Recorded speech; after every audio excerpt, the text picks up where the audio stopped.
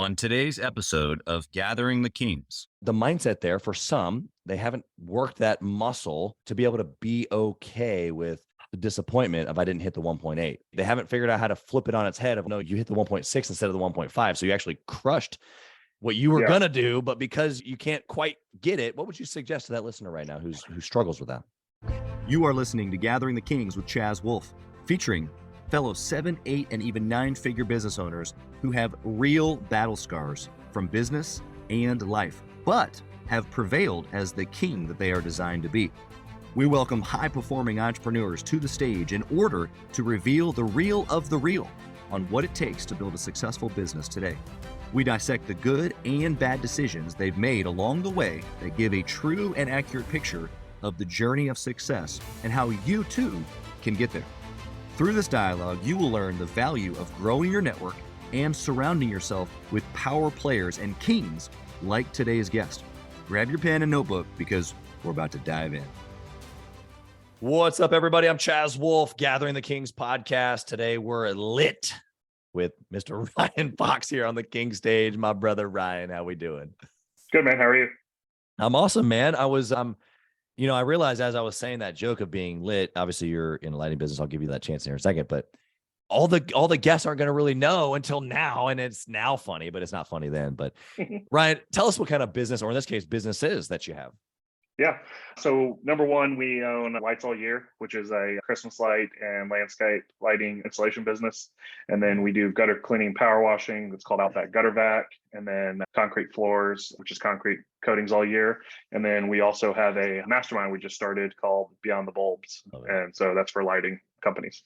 Beyond the Bulbs. Well, I think that you're going to be able to provide a ton of value here today. Multiple businesses, similar home service industries, but different industries. Yep. Tons of experience and value. And then you get to help other people do the same thing in the lighting business. So I think this is going to be pretty cool. Before we jump in too far into your story, I got to know, like, inside of Ryan, deep down, the burning desire. We mentioned Think and Grow Rich a few seconds ago when we were talking about masterminds, but it talks about definiteness of purpose and this burning desire. What's yours? Oh, man. So I think my main why, I guess what you would call it, is my thing is, I don't want to just say legacy, because I think it's more than that, but my thing is okay, I have all this knowledge and I can take it and I can build a successful company for myself and, whatnot, and make a lot of money. And, that's great. And that's awesome. Right. But is that really fulfilling? And so, or I can go and help thousands of, people along the way and help them grow their companies. And then you look at the ripple effect of who does that affect? Does that affect their employees, their clients, their families? Like, right. That outreach is amazing. So I think about when I die, like the people that I've reached, whether they know I had an input on their life or not, because it was through the owner of their business, learn something from me. So that to me, I think is the main reason why, I do what I do. So, I mean, I think for a long time, obviously, yeah, everybody starts a company and they're like, I want to do this. I want to make money. And then it gets to a level where they're like, okay, well, what's next? And that's for me is helping other people. Yeah. And I agree with you. I'm in alignment with that. What was the catalyst for that change? Because you're right. It doesn't always start out that way. And typically the people who are still in I do it for money and a little bit more of like here and now type of reasons, they hear your answer and they think, that's fluffy and that's not real. But something happened along the way that tipped you over to that. What was it? So me and my business partner became trainers for Christmas lights probably about 9 years ago now. Wow. And we got to be trainers. And so I was training other people. And that was my first taste of like teaching other people, my knowledge. Right.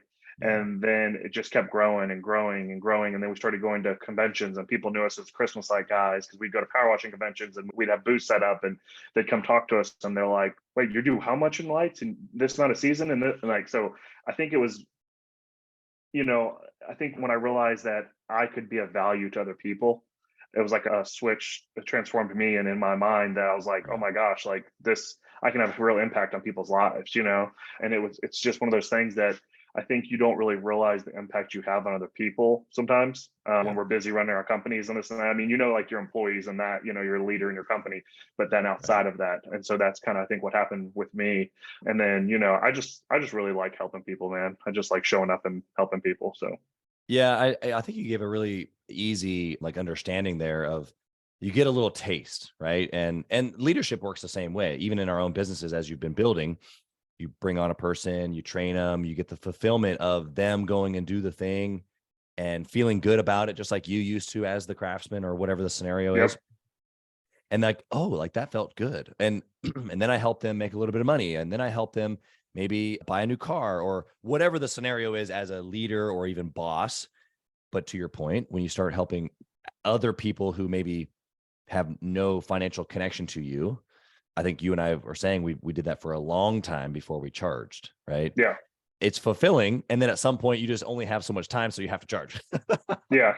Well, it's funny. I was telling my wife not too long ago, and I said for a long time we were teaching people, and I was making some money, but I wasn't making great money doing the trainings. But I got to travel around different cities in the United States, and Yeah, put on trainings. I got to meet all these people, and my network was growing, right? that's right. And That's right. and so people look to me as a an influential person in that industry. And for a long time, I'm like, I'm doing this for something. I don't really know what the end game is, but there's some reason I'm doing this. And then we started this mastermind, and I'm like, this is it. This is what it was for. This is the catalyst. God was telling me for a long time, you gotta keep doing this. You got to keep doing Just this. go. And then all of a sudden it's like, aha, Yeah. like moment. And it's like, this is it. And so, and I know you similar thing with you starting the mastermind. Yeah. And so that's, and it's not that people are like, well, can't you start a mastermind and not charge? Well, you can, but no one's going to show up. They got to pay to or play. add value. Yeah. Yeah, they got because you got to pay to play, right? You got to have Yeah. skin in the game, and until money's exchanged, it's not a real thing. Actually, one of the guys in our mastermind tried to start his own mastermind for free 2 years ago, and it fizzled out after the first season because he said that nobody had any skin in the game. It was me and one guy after the season. That was it. And he's like, so that's why I want to join y'all's, because he's like, I know you're actually going to take it to the next level. He's like, you're going to do what I wanted to do. So Everything that you're saying is spot on for the person that's listening that might wonder, right? Like, well, why does Ryan charge? So maybe they're in the lighting business and they need to be part of your mastermind. Or maybe they're just a 7 to 9 figure business owner and they've been thinking about joining Gathering the Kings. Either way, they're wondering, why do I need to pay to be part of your group? And that's the wrong thinking. It's I want to exchange money so that I'm committed to the things that I already know I need to do. But now I have a group of people around me that are also committed and they've also paid. We've all leveled up to the same level. And it's like what comes out of that environment is completely electric. And then on top of that, for you and for me, it makes it worth it because guess what? We make a lot of money in other places. And so if I'm going to facilitate an environment where, yes, I'm getting value, but also you're getting value and I'm going to take my attention away from the things that I'm also making money from, it's going to have to be worth our time. Yeah. And that's okay. That's business, right? That's 100% what it is. And that's 100% what it is for business. And the thing is, iron sharpens iron kind of thing, so like you said, we will get some value as ourselves out of the group, a lot of it. I mean, every time I train somebody or whatever, I always learn something from them. It doesn't matter. They can be the smallest guy, just started his company up to, a guy doing 7 figures. It doesn't matter. There's always somebody, you can always be learning from other people. But I really love that the mastermind is, while we did it as a mastermind, just probably like you did, it's peer to peer. So it's, it's the group, it's helping everybody, not just us as who started it, but everybody's going to level everybody up. And at the end of the year, we look back in a year and we're like, oh, wow, like, look at everybody here. You wanted to grow this much and you grew this much now because of us. But the biggest thing is accountability, I think. Yeah. And I'd say that's probably one catalyst that's helped me in my business is I've had a couple different coaches throughout the past couple of years. Well, 3 or 4 different coaches, and they really pushed me at times to be accountable. I knew I needed to do stuff, but I was kind of like, yeah, I'll get to it later. And they're like, no, like one of them, she told me, she gave me one day, she's like, Ryan, you got to get off the truck. You got to do sales full time. You're awesome at sales. You need to do it. And we grew 73% that year because I got on the truck, so. Yeah. And because she pushed me to do that, I deep down, I knew I needed to do it. I was just comfortable on the truck. Right. So then I had to learn getting uncomfortable. Right. Yeah. There's you're dropping so many principles and nuggets. The exchange there, the reason why you allowed her to push you is because you paid her. Yeah, exactly. If she was just a friend giving you advice, you just would have kept doing the thing that you were doing. But you thought to yourself, whether he was even, conscious or subconscious, it was like, okay, I've paid her. She's some level of expert. I should heed. I should listen. I should do the thing that she's saying, which then pushed you into the action that has led you to where you are. I love everything that we're talking about. Let's talk about for a half second your story on how you even got into business to begin with. You mentioned you Yep. got several of them. What was it like? What was Ryan before business, and how did he get in business? So we got to go all the way back to when I was like a little kid, because I was one of the ones that started entrepreneurship really early on. Yeah. So I was probably 8 or 9, and me, my sister, and another brother sister decided we want to do a lemonade stand, just like every kid, right? That's As right. that, especially visionaries like ourselves, we're like, hey, we can do this, we can make money. Well, we did Yeah. make some money the first day because our neighborhood was being built. All the guys that were building the houses came and bought, lemonade. Well, they wanted their money and they wanted to go buy stuff, right? At the store, dollar store, whatever. And I'm sitting there, I'm like, Mom, I could build this. And my dad owned his own company. So I grew up he started when I was 6, I think. So I had a couple of years of watching him. And I Yeah. was like, Mom, I can take this money and I can go buy like Cokes and cookies and chips and, other stuff to Things I sell can them. charge more Yeah. for. Yeah. Exactly. And so she's like, okay. So she took me to the grocery store and I bought some stuff. And I sat there for like 2 weeks selling stuff every day. And it was like right where you had pulled in the neighborhood, there was only 6 houses this way and there was like 200 this way. So like everybody had to pass by. So, Uh-huh. smart, so I did it, and it was just me by myself. And I probably made, I don't really know, maybe a couple $100 probably over those Sure. 2 weeks, but at that time I thought I was a millionaire, You're right? rich. Well, they wanted back in. My sister and the other brother and sister wanted back in, and my dad told them, no, you took your Yeah. money, you got out.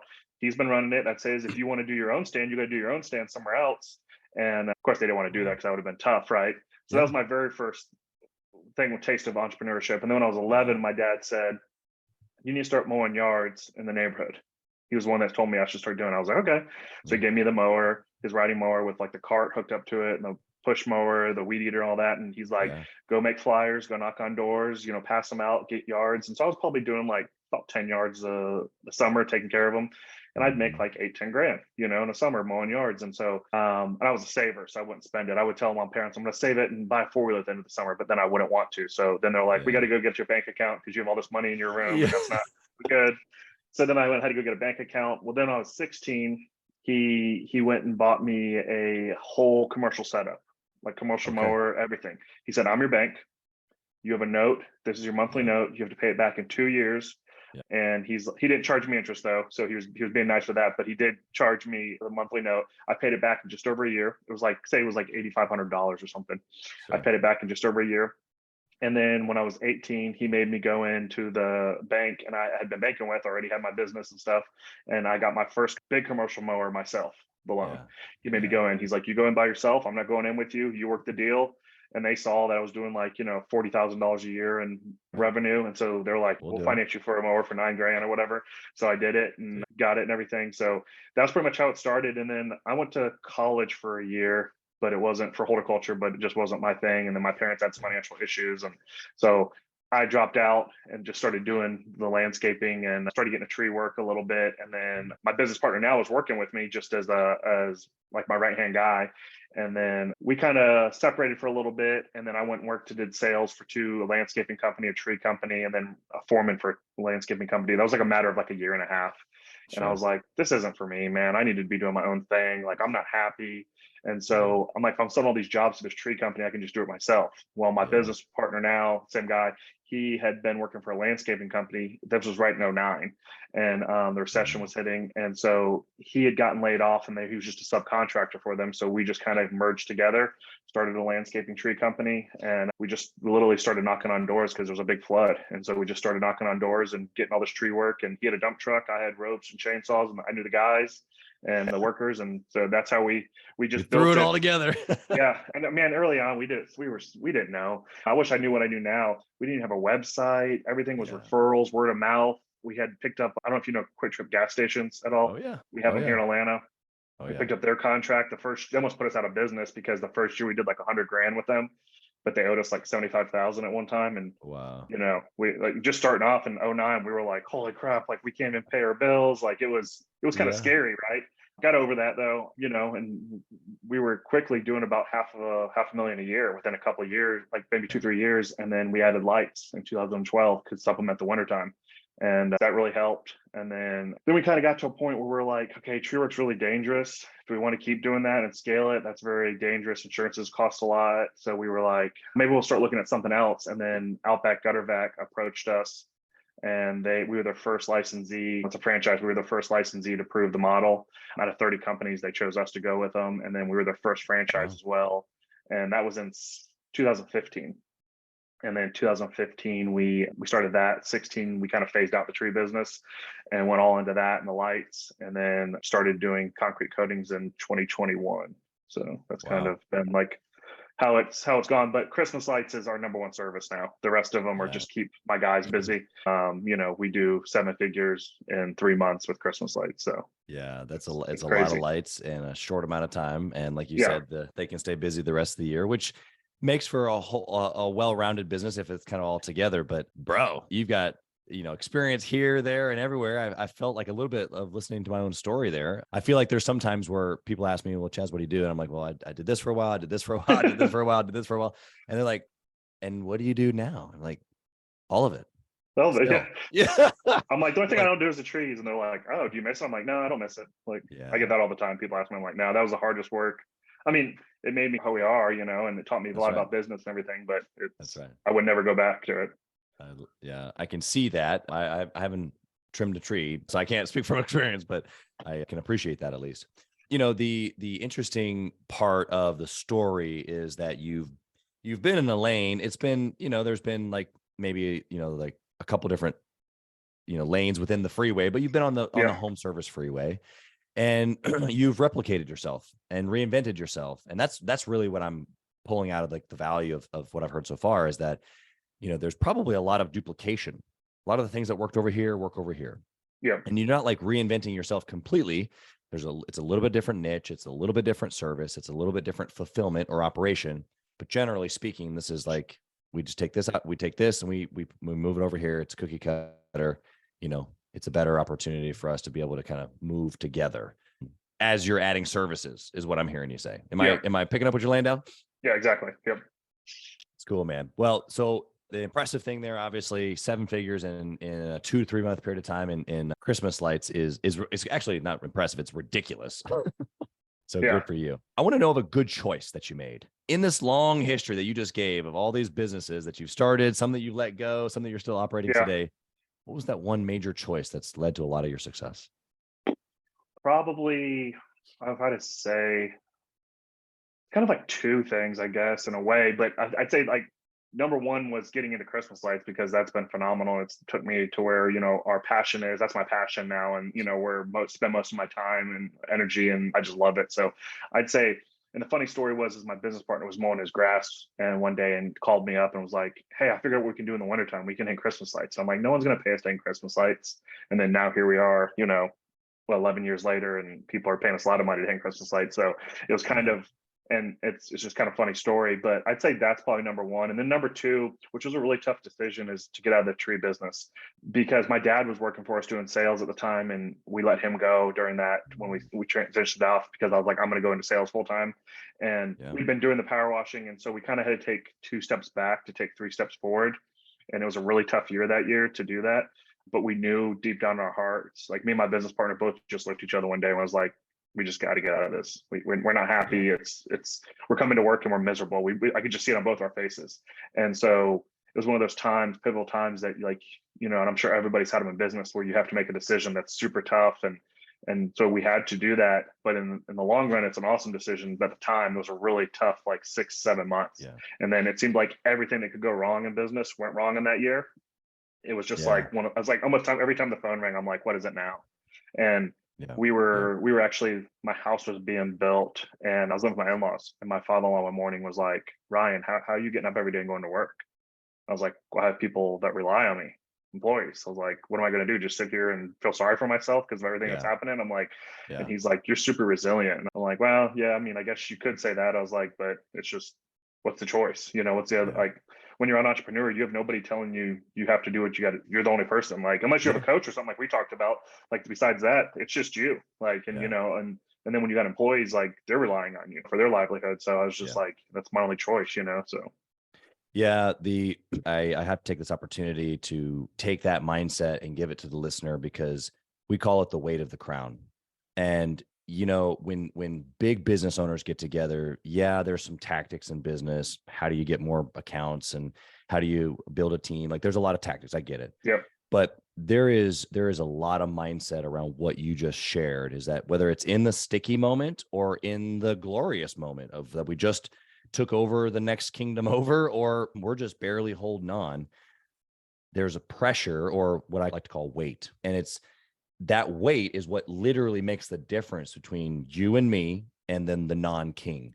And it's not necessarily money or a 7 or 9 figure business, although the pressure or the weight usually establishes itself at a certain point in business, because you have a certain number of people that you're accountable to. You have clients and family and maybe a community or church or all these things and all these people. And then you have this one person, and all the weight comes down on this one person, and nobody really realizes it except for the one person. And it's heavy. And it's also okay, because guys like you and I are like, put it right here. Yeah. I got it. And it's okay. But we also need opportunities where it's a father-in-law that speaks a little life into us, or I go to a mastermind group and I see another guy and we put that crown down together and we like, I love every moment of this, but it's heavy. And the resilience, persistence, having a definite aim and just going for it, you know, whatever you want to call it, all these things mixed together, everything you just said is like, you know, this is who I am. This is who I'm called to be. There's people on the other side of it that are like literally waiting for me. And if I don't go, then they're left. Is essence what you're saying? Would you agree? It's exactly. Yeah, it's 100% what it was. And you know, the way I define it sometimes, I tell people entrepreneurship, I said it's not for everybody. And it's one of the most glorious things you'll ever do in your life, and it's one of the most loneliest things you'll ever do in your life. There's times where you're sitting there and you just feel like you're all alone. When really, in essence, you're not, because there's so many other people that out there that are working the same path you are. Yeah. And so, you know, they're walking it, and we just don't know that they're out there sometimes. And so when you join that mastermind, you join that group and you meet those people of like your tribe, then you realize, you start talking to them and they're like, oh, I went through something similar. And you're like, what? And you're like, there's more people like me. And so when you meet that tribe, then you're like, I'm a part of something. And so, and I tell people too, is a lot of your friends, you outgrow them when you become an entrepreneur. And it's not that they're bad people or whatnot. And I tell new entrepreneurs all the time, they're like, no, you don't understand. Me and my friends are really close. I'm like, you still might be friends, but the people you're going to talk to are going to be in this circle now. And my friends now all own businesses. And so those are the people I talk to, because they understand what I'm going through.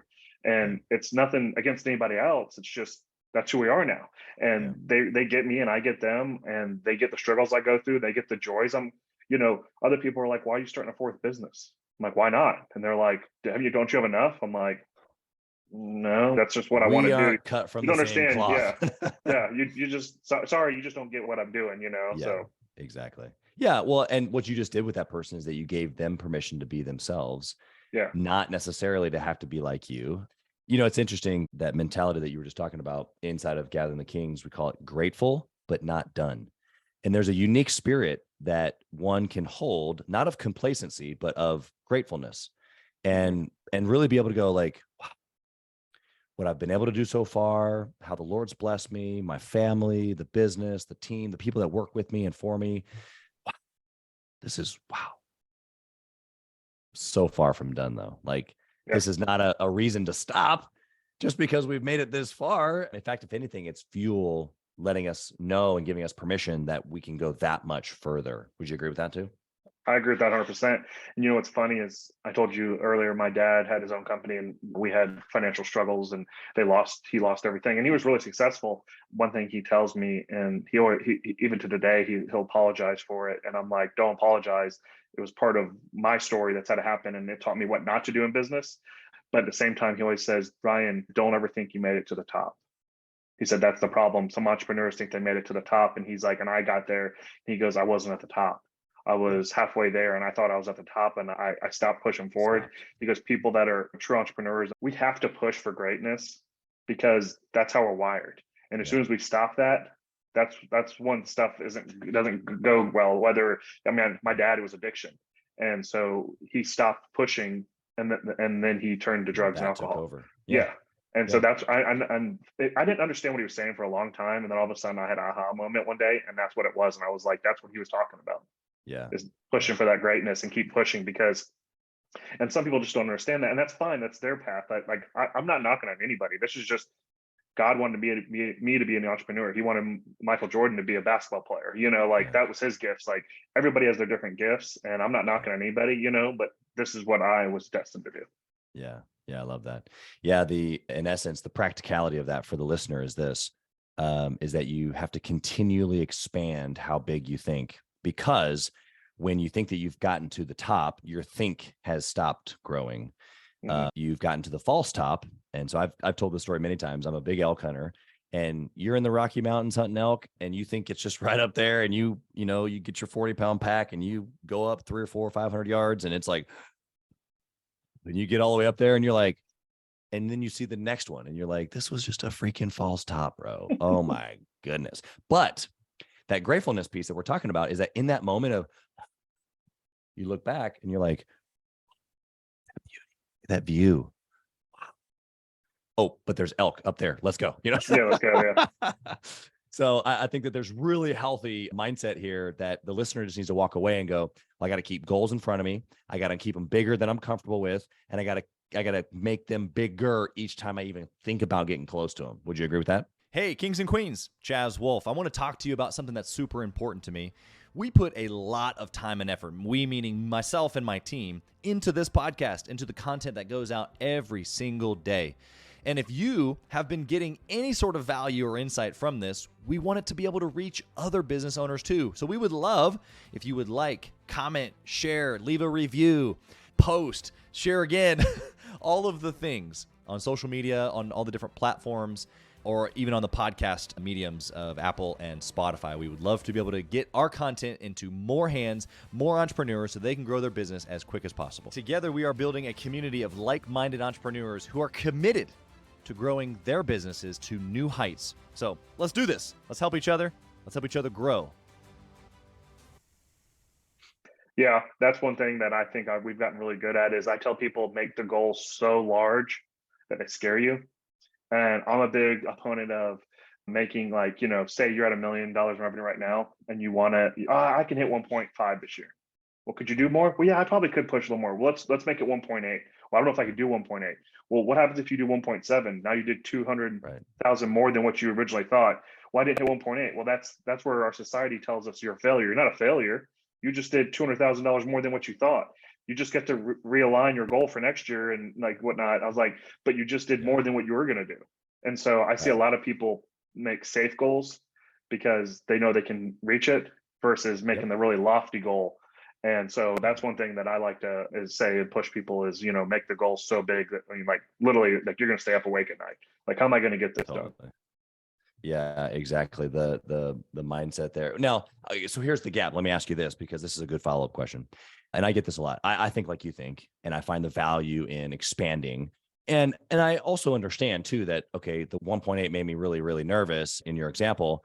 And so if I hit the 1.6, which was more than the 1.5 that I had originally planned, then that's good. Like I can level with myself. I'm not like giving myself an excuse for not hitting the 1.8. I'm recognizing that I'm setting a really big target and I'm most likely going to fall short of really any target because that's kind of how it works. And I'm okay with that because I'm going to have ended further than I had originally planned. But the mindset there for some, they haven't worked that muscle to be able to be okay with the disappointment of I didn't hit the 1.8. They haven't figured out how to flip it on its head of like, well, no, you hit the 1.6 instead of the 1.5. So you actually crushed what you were going to do, but because you can't quite get it, what would you suggest to that listener right now who struggles with that? Well, so I'm big mindset and big psychology. I love learning anything about mindset and psychology, which I'm really big in sales too. So it all kind of goes together, I think. That's right. So that's tricking your psyche to think that like you said, you're okay with that goal. But like I teach my sons are 5 and 3, and then I have a 9-month-old, but so I'm not teaching him right now, but my 5 and 3-year-old. Oh, you're teaching them. I teach, well, yeah, but I teach them that failure is not a bad thing. Yeah. Because society tells us failure is a bad thing. Yeah. How many failures I've had along the way? Yeah, like, exactly. I've had tons of them. That just made me who I am. Oh, what? That didn't work? Okay, well now I know that didn't work. Let me realign and figure out what's going to work. Yeah. This works. Awesome. So you have to look at failure not being bad, and I think that starts in your mindset and having a growth mindset versus a fixed mindset. That's right. And then also not being the victim. Everybody thinks like everything happens to me. So it's always happening to me. It's always happening to me. Like that year I had that terrible bad year. If my mindset wasn't right, I would have sat there and just been like, well, everything's happening to me. I guess God doesn't want me to be successful. you know, maybe God was making me have those challenges to become the best leader I could for my team and, you know, my company and what I needed to go forward for this mastermind. Who knows, you know, what the silver lining is. Right. And so Right. sometimes you got to stop that. I call it the stinking way of thinking is what I tell people. You got to stop that stinking way of thinking. And then it's just tricking your psyche into saying that like, that was a good thing. And whether you tell yourself it was good or bad, your mind's going to believe it. I mean, but you have to know in your heart that you believe it. Hey, I did awesome. I did a really big thing here. And so it's just tricking your mind. Yeah, I love it. I had a coach that I'm working with ask me this question recently. And thank goodness I've done the work already where I don't struggle with this, but I used the question with his permission at one of my events that I just did. And it's actually two parts. And the question is, do you have a negative inner voice? And I think for people that have worked through the mindset, it's like, well, I mean, yes, we all do, but like I kick that stuff to the curb as soon as it starts, right? Yep. And so I asked in a group setting with some very successful business owners, and 80-90% of everybody's, yep, me, yep, me. And the reality is that we all do 100%, right? It's just a matter of what we do with it. And so the follow-up question to that is, why do you put up with it? And it's like, okay, when I understand what Ryan's telling me, which is life doesn't happen to me, it happens because of me. Okay. That means that I take ownership for things. Now we're talking about another layer of mindset, which is ownership. And I have control and I can go change my circumstances, which is actually really empowering. But, you know, unless you have the mindset to kick it, you're just going to hear this negative voice that says you're not good enough, or that you're always going to be this way, or that you're not organized, or that I didn't have a dad growing up, or whatever it tells you. Whatever it is, yeah. And it's in that moment where I go, no, I don't put up with that, period. So it's, yes, I do, but I don't put up with it. So it's the real answers are, yes, I do, but I don't put up with it. It's for the ones out there that are listening right now that, yes, you do have a negative inner voice and you put up with it. That's the problem. And that's what Ryan's given to you right now, which is you have to be able to overcome that stuff and be able to think in, okay, it's like my inner voice is telling me you failed or that you're not good enough. And it's like, well, no, I need to flip that upside down and say, no, I actually am on the way to success because I now know that solution doesn't work. It's not a solution, right? I tried, I failed, quote, not really. I just tested something that didn't work. Now I'm on to the next thing I can test. Would you like to add anything to this? Yeah, I love that, man. That's awesome. That's I've never had anybody, like, I've heard that about the negative inner voice, obviously, but I've never heard anybody say why, like 100% why you put up with it. And I think, you know, we all have it, right? We all have times where, especially when we're hitting new limits in our company, where we're upper limiting ourselves, you know, and stuff. And that's right. You know, I have to tell people, if you've never made $1 million, you don't think it's possible, right? Yeah. So that's the thing. Like, so once you bust through some of those, I think then you learn to, you know, tell that inner voice, like, hey, you know what? No, I'm going to do great things. I'm going to do this. I have a learning disability. I can't hear phonics. So I had to learn how to adapt with that at school. For me, I had to learn how to overcome that. I think it really helped me in a lot of aspects to become an entrepreneur and what I do now. And that's why I'm a really good speaker, I think, is because I'm not good at writing on paper, but I'm really good at communicating by word of mouth. Yeah. So it's one of those things that I could tell my inner voice could tell me, well, hey, you shouldn't go read that. But there's times where, like, we have our meetings at work and I have to read, you know, reviews that people wrote and stuff. And every time my voice is sitting there going, you're going to mess this up. And I'm just like, I'm not even going to listen to it. I'm just going to do this, you know? So I think that it's just learning how to keep that at bay. Yeah. And, you know, keep it down, because if you give it fuel, then it's just going to rage, you know? Yeah. 100%. I'm going to share something with you after the show's over. So unfortunately the listeners won't get to hear it, but don't let me forget. When the show's over, I guess I'm going to share with you on that. Okay. So let's flip the coin. We were just talking about failures. Tell me the thing that you can look back on, the decision. And it was like, I didn't do that, but you really did. What was it? So you're pretty much talking about a time that we did something that I was like, oh, bad choice. Shouldn't have done it. Yep. Yeah. Bad Terrible. choice. Yep. So what can we learn from what can you save me time from, Ryan? Yeah. You know, I think for us early on, one of the biggest things I tell people nowadays is if I went to go start a new company right now, the first thing I would do is I would make sure I have an office manager in the office. I'm not an office manager. I'm not good at that. We tried for so long to keep with it, not to do it.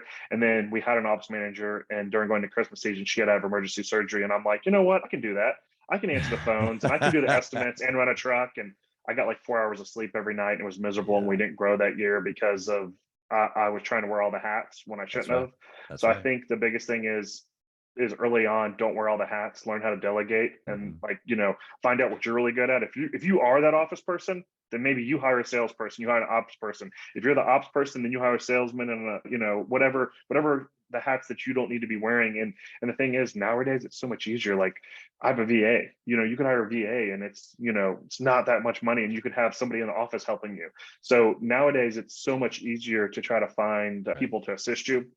That would probably be my biggest thing, is just learn how to delegate and get really good at it. If there's something that you need to learn, I think, as an entrepreneur, is delegation. And I'm a very driven individual, and I hold people to high standards. So it took me a while to learn how to properly delegate stuff to people. Sure. I'll admit it. But now I'm really good at it. And so it's like, I'm like, oh yeah, I don't need to be doing this. I'll just give this to this person or give it to that person. And, sometimes I like to get the system down, and then I turn it over to them. So it's just, but I think that's it, I'd say. Yeah, that's just a trailblazer. You got to blaze the trail a little bit, get a good, competent understanding, and then hand it off. There's nothing wrong with that at all. That's typically how an entrepreneur is going to do it. So I agree. And I think that that's great.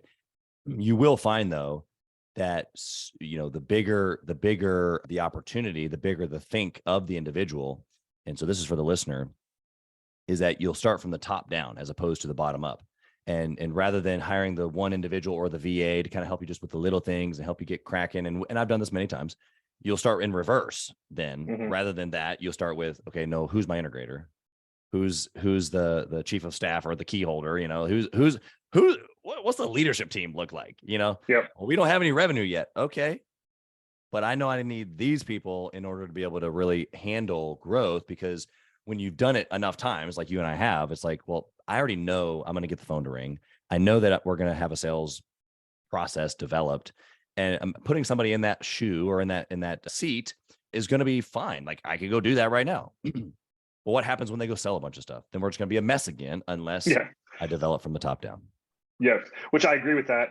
And so that's for, obviously, if you've done it and you have that knowledge. If you don't, it's okay for you to wear multiple hats, but go ahead and create all those seats in your org chart, and then have it in your back of your mind. Okay, what's the first one I want to hire? What's the second one I want to hire? And so on, and that game plan, because it's very easy to go 3-5 years down the road and you're still wearing all those hats. And I've talked to so many people, and they're barely growing.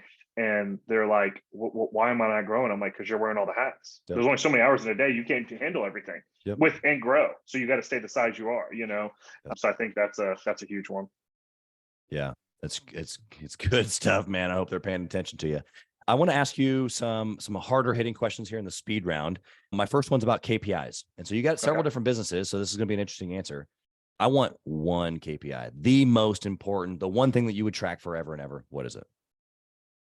Sales numbers.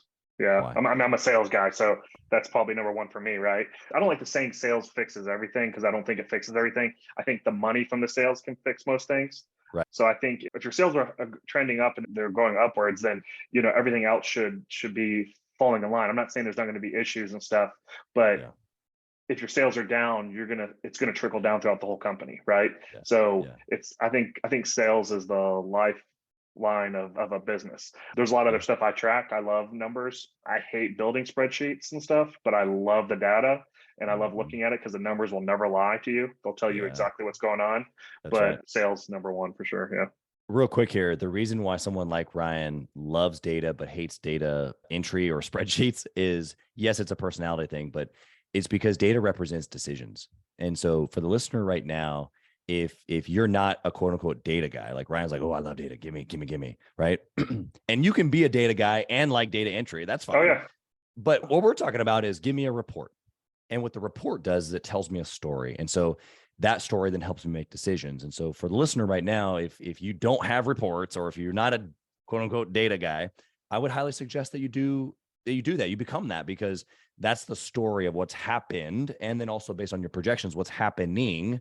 and you can make decisions. This whole show so far has been good and bad decision and the repercussions or the results of, right? Data is decisions. Would you agree? Yep, 100%. Yeah, I've never heard it say that, but that's 100%. That's probably why I like it is, and I'm a very task-oriented person. So for me, I can look at each thing and say, okay, this person's doing their task, this person's doing their task, this department's doing their task, because Yeah. the numbers are going to tell me the truth, right? If I look at one salesperson and his numbers are way down, well, you've been doing your follow-up calls. You're here in your column right here. You haven't been doing your follow-up calls. That's probably why your sales are trending down right now. Oh, you haven't? Okay, well, that's why. Let's go ahead and get them up, So how can I help you with that? What's the disconnect or whatnot? So yeah, it's good. What's a good book or a business resource, podcast, or something that you've been part of, that you've listened to or read that been beneficial to you? well, I'm a huge mindset. So the book Mindset by Carol Dweck Okay. I think everybody should read that one. I don't know if you ever read that, but Yeah, what's your takeaway from that? it's kind of what I talked about earlier is, it's living in a growth or fixed mindset. Right. I live in a growth mindset. I live in abundance. So I tell people, I train people, and we're north of Atlanta. I train people in the Atlanta area every year to get in Christmas lights, like 5 or 6 people. And people always ask me, why are you training your competition? And I said, we have so much work. They're not affecting me. I don't mean that mean, but my competition is me yesterday or me last year. And I'm like, I want them to know how to install it properly and how to charge and to be good for the whole industry versus going out and undercharging and doing bad work and then being out of business in a year or two. And then so I live in abundance and I'm not a victim. And so I think that's I tell everybody they need to read that book. I don't care if you're an entrepreneur or what you do in your life. If our world, if everybody was in a growth mindset, oh yeah, it would just be amazing. Like and that's the problem though, is so many people want to be a victim and they want to like I thought we'd have to have more hours, but I can tell you about all the stuff in my life. And, I'm an open book. I'll tell anybody about it, but there's so much stuff that's happened in my life that people be like, holy cow, like, right. Like Ryan could be a victim if he wanted to, but that's not who I am. So, Oh yeah. Yeah. And I think, I think that story that you're half telling there of like, you don't know the real story is true for all entrepreneurs. It just doesn't get shared a whole bunch, which is part of the podcast like this. That's why I ask about a bad decision, because it is part of it. Yeah. It is interesting. I heard something recently in the last probably 6 months or so that I really liked about abundance, because I'm like you. I'm like, abundance, open hand. Like there's enough, there's just, you can't be successful in sales or business without that, I feel. Yeah. But the phrase was this: I'm not afraid of abundance. Or the question could be, are you afraid of abundance? And it's like, man, when you really like work that question in your mind, you can say, I believe in abundance or I'm about abundance, but we still have limiting beliefs about what we do and what we don't do, or what we say or what we don't say, or how we act or what we don't act with our money, without our money, with certain resources, because it's abundance in all of it. Mm-hmm. And so a lot of times we shy away from the stage or the shiny thing that, is material, or, and I'm not really big on a lot of that stuff anyway, but even that, it's like, am I afraid of abundance? Yeah. It's a powerful question when you really wrestle with it, man. And I think there's times where we all can be, like you said, limiting beliefs or whatnot, but I just try to live myself in abundance with everything. That's right. And I think it's just like anything in life, right? Like nobody's perfect. We're all working at everything, right? And we're all trying to be godlike, and so it's something we're always striving for. But if you look at the other way to live, or you look at this way to live, I'd rather be on this side of it all day, any day, than being the victim. And so that's my thing is, I mean, I read tons of books and tons of podcasts. That's all I do when I'm driving around all the time. So I have a huge list of like books and podcasts I listen to, but that's just my number one that I'd say that like, that's the one that I think everybody should listen to. Love it. Love it. Or I listen to them, but read, I guess. Yeah. Oh yeah, exactly. Right. I'm the same way. I got a question for you about family. I'm on this like mission, I guess, to help entrepreneurs around obsession in all areas of their life, not just their business. But you and I both know, we've talked for the last hour about obsession in all of our businesses.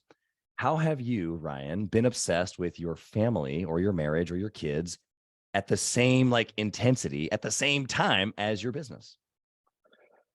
So something early on, I mentioned earlier, my dad went drugs and alcohol. And I always told myself, I don't want to be the dad that my kids get home and then they know Dad's gonna have a drink, right?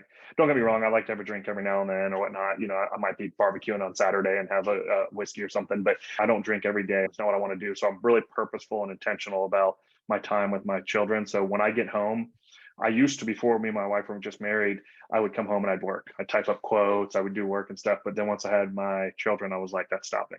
So I'd say I'm probably 95% of the time I don't do that. Every now and then I have to get on a call or a podcast has to be done late. But I'd say it's probably 95% of the time once I get home, I'm done working. And so that's their time with me and them. Me and my wife both like to cook. So we'll both cook and whatnot. And so we share that together, eat dinner together with them.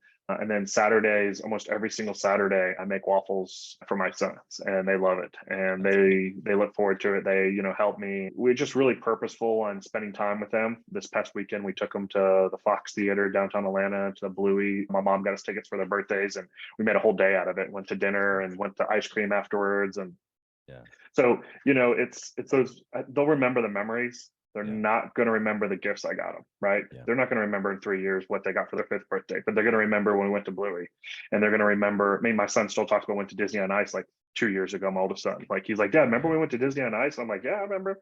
So being purposeful about those, making those memories and doing things with them, because I think as entrepreneurs, that's one of the things that I like being an entrepreneur is we have the ability to be able to say, hey, you know what? Today, my son graduated last Friday from kindergarten. I was pre-K, and guess what? I have the ability. I'm not going in today. I'm spending the whole day with him. We went to lunch afterwards, so I have the ability to be able to do that kind of stuff, with them. So I think that's one of the benefits. Yeah, that's cool. It's pancakes on Saturday mornings in the Wolf House, but we'll see your pancakes. We'll see. Sometimes we do pancakes. We'll switch up every now and then, but I'd say about 80% of the time it's waffles. Waffles. Hey, I love a good waffle. So I think we're in alignment. No problem. I got one last question here for you, Ryan. I want to know, if you had the opportunity to whisper in the younger Ryan's ear, what would you say? Oh, man. I'd probably say find like a mentor or coach earlier in my business career. I think that would have been the thing I would have said, because I think if I would have had somebody like I did probably about 8 years into my business career, if I would have early on, I would have been on a lot higher trajectory. And I think that's the biggest thing, is find that tribe, find that mentor, find, even if you got to pay for it, doesn't matter, but find somebody that's in your corner that's going to give you sound advice that's done what you want to do, right? Yeah. I think that's very important. Make sure when you're going to a mastermind or you're going to a coach, do your due diligence and make sure that person has done what you want to do. I never want to take advice from somebody that I wouldn't trade spaces with, Yeah. So. Yeah, it's good. Good stuff, man. I appreciate you being vulnerable about the family and the younger Ryan. I think that both of those are very huge.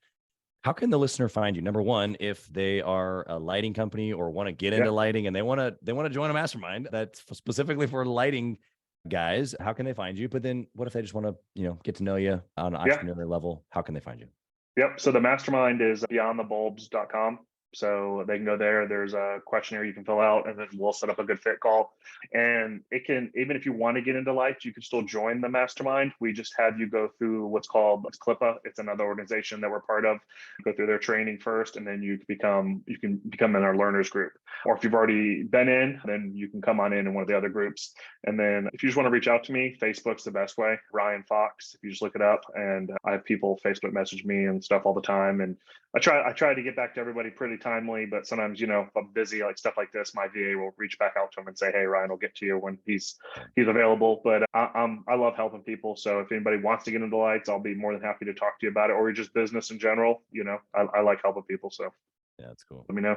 You did say that was why you're doing it. So yeah, exactly. That's good. That's good alignment. You kept the same story there. That's good.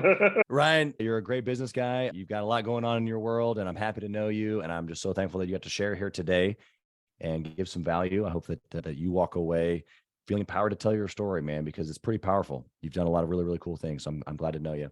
Blessings upon your family and your businesses and everything that you're touching here in 2023. Thanks for being here, brother. Yeah, thanks for having me, man. I really appreciate it. Thank you for listening to Gathering the Kings today. I hope that you were able to pull out a few nuggets to go apply into your business right away. More importantly, though, I hope that you're realizing that it takes more to be successful than just being by yourself, doing it all on your own, carrying the weight all by yourself. what I have realized, not only in my own journey from multiple businesses and multiple different industries, and now interviewing literally over 200 or 300 other very successful 7, 8, and 9-figure business owners, is that it's tough to do it alone. And so Gathering the Kings literally exists to bring together successful entrepreneurs. In fact, we are putting together 1,000 kings, specifically who are grateful but not done.